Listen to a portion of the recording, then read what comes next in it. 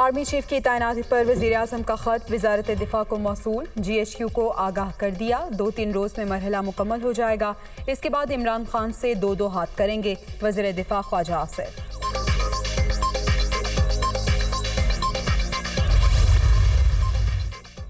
साबिक वज़ीर-ए-आज़म नवाज शरीफ फैमिली के हमरा बरतानिया से यूरोप रवाना हो गए। 10 दिन मुख्तलिफ ममालिक में गुजारेंगे। डॉक्टर्स का अमरीका जाकर शरियानों के इलाज का मशवरा।